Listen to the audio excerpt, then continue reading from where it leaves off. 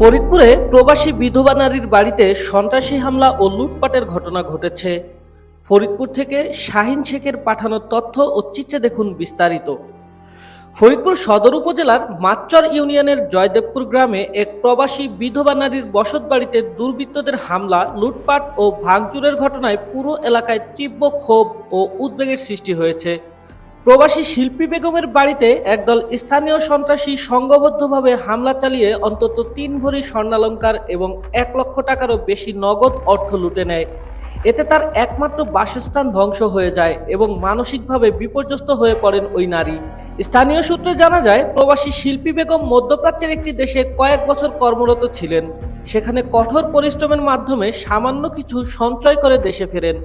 দেশে ফেরার পর তিনি বাড়ি সংস্কার ও ছেলে মেয়েদের ভবিষ্যতের জন্য কিছু স্বর্ণ ও টাকা জমা রাখেন। তিনি সম্প্রতি একটি গরু বিক্রি করে নগদ টাকা ঘরে রেখেছিলেন বলে জানা গেছে। এসব সম্পদের খোঁজ পেয়ে স্থানীয় প্রভাবশালী সেকেন্ড মোল্লা ও আলমগীর মোল্লাগণ পরিকল্পিতভাবে তার বিরুদ্ধে ষড়যন্ত্রে লিপ্ত হয়। প্রত্যক্ষদর্শীদের ভাষ্য অনুযায়ী দুর্বৃত্তরা প্রথমে শিল্পী বেগমের মানসিক অসুস্থ ছেলেকে কেন্দ্র করে একটি তুচ্ছ ঘটনাকে ইস্যু বানিয়ে তারপর পরিবারের সঙ্গে ঝগড়ায় জড়ায়। এরপর একটি ড্রাম ট্রাক নিয়ে এসে তার বাড়ির সামনের বারান্দা ভেঙে ফেলে। ঘরে প্রবেশ করে ভেতরের সমস্ত জিনিসপত্র লণ্ডভণ্ড করে দেয়। তারা আলমারিতে রাখা ৩ ভরি স্বর্ণালংকার ও নগদ টাকা লুট করে নেয় এবং ঘরে আগুন লাগানোর চেষ্টাও করে। এ সময় আশেপাশের লোকজন ছুটে এলে দুর্বৃত্তরা পালিয়ে যায়। তবে তাদের কয়েকজনকে চিনতে পেরেছেন এলাকাবাসী। তারা অভিযোগ করেন, এই চক্রটি দীর্ঘদিন ধরে এলাকায় প্রভাব খাটিয়ে বিভিন্ন অনৈতিক কাজে লিপ্ত রয়েছে। কান্নাজড়িত কণ্ঠে প্রবাসী শিল্পী বেগম বলেন, আমি একজন বিধবা নারী, বিদেশে গৃহ পরিচারিকার কাজ করে অমানবিক পরিশ্রম করে কিছু টাকা জমিয়েছিলাম। দেশে ফিরে সন্তানদের একটু ভালো রাখবো, এই ছিল স্বপ্ন। সেই স্বপ্ন এখন ধ্বংস হয়ে গেছে। আমার ঘরে থাকা ৩ ভরি স্বর্ণ, গরু বিক্রির টাকা সব লুট করে নিয়ে গেছে। এখন আমি নিঃস্ব। তিনি আরও জানান, ঘটনার পরপরই তিনি ফরিদপুর কোতোয়ালি থানায় অভিযোগ করেন। পুলিশ ঘটনাস্থল পরিদর্শন করে। অভিযুক্তদের পক্ষে লোকজন তাকে বারবার মীমাংসার জন্য চাপ দিতে থাকে এবং মামলা না করার জন্য ভয়ভীতি দেখায়।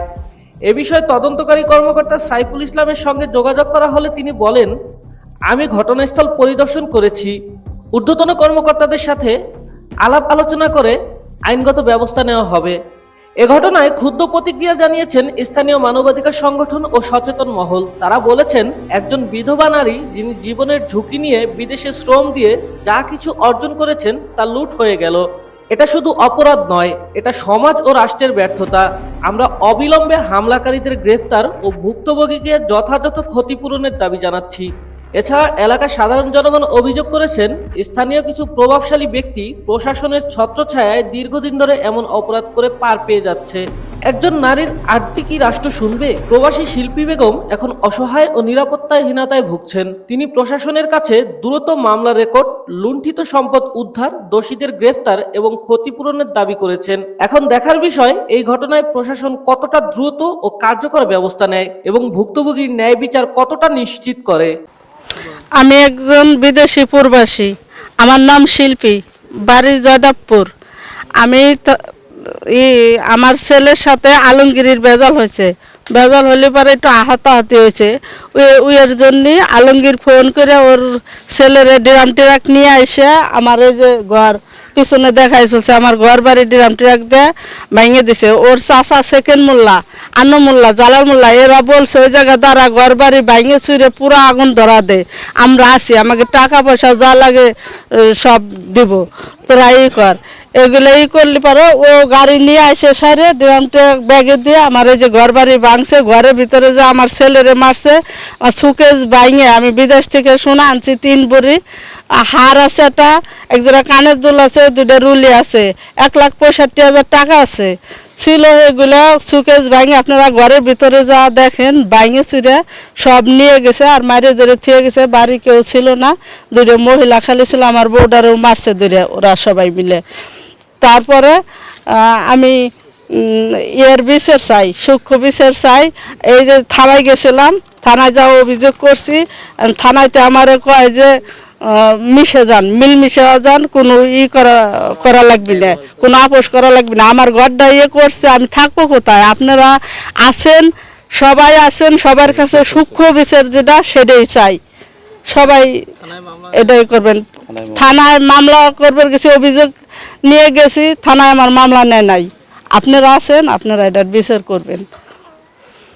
40 জন লোক লাঠি লুটি নিয়ে রান্দাও নিয়ে অনেক কিছু নিয়ে আইছিল, আমরা কাছে চাপতে পারি নাই, আমরা পলায়ে চলে গেছি। এখন আমাদের মামলা এসে নিতেছে না, বলতেছে যে আমরা আপোষ হবো, হবো, কিন্তু আমরা সঠিক বিচার চাই। আমরা এর সঠিক বিচার আমরা নিজে চোখে দেখছি। এরকম একটা বাড়িঘর ভাঙে দেয়, এই যে একটা বাচ্চা শোয়ানো ছিল, ওই বাচ্চাটা আর একজন বাই করছে পরে, তাহলে বাচ্চাটাও মারা যাইতে পারে। তাই এর সঠিক বিচার চাই সবার কাছে, দেশবাসী সবার কাছে আমরা ন্যায্য বিচার চাই। প্রশাসনের কাছে আমরা বলছিলাম, প্রশাসন আমাদের আপোষের দিকে করতেছে, আমরা আপোষ করবো না, সবার কাছে আমরা বিচার চাই, এর যে সঠিক বিচার চাই আমরা। এই ঝগড়ার ভেতরে আমি ছিলাম, কিন্তু এই একটা বিষয় এরকম হয়েছে সেটা কিন্তু জানা ছিল না। এই অল্প কিছুতে সে এসে বাড়িঘর ভাঙছে, লুটপাট করছে। আর তার বউ আছে, সে তার অনেক টাকার মালিক, সে বিদেশে যাবে কালকে। সে বলছে আমার টাকা আছে, তুমি জানিতে তাই করো, টাকা দিব আমি, কালকে তার ফ্লাইট, সে কালকে চলে যাবে। এখন আমাদের যে এরকম ঘর বাড়ি ভাঙছে, এখন আমরা কি করব? আমাদের তো বিচার লাগবে নাকি? আমরা সরকারের কাছে বিচার দেখ আমাদের। আমার বাড়ি জয়দেবপুর, এটা জয়দেবপুর। আমরা তো ঘটনাস্থলে ছিলাম না, আমরা যখন শুনলাম এগেরে একটা অভ্যাস, এর আগে যে ভেজাল মারামারি করা, এটা মাসের ভিতর 2-1 এগেরে এক টানা অনেকগুলো বাড়িঘর আছে, ওই প্রভাব খাটা এলাকার সাধারণ জনগণের মারধর ভাঙচুর অত্যাচার এটা করে একটা পেশা। এটা আজকে না, এটা সেকেন্ড মোল্লা আনু মোল্লা প্লাস তার ছেলে পেলে আনুষঙ্গিক মানে আলমগীর মোল্লা ছেলেরা সোহেল, এরা অনেকটি, এরা জায়গার ওই যে যা দল জানলাম হয়েছে, এই যে লুটপাট করে ভেঙে চুরি, এরা সবই সত্যি, আমরা জানলাম হয়েছে সবই সত্যি।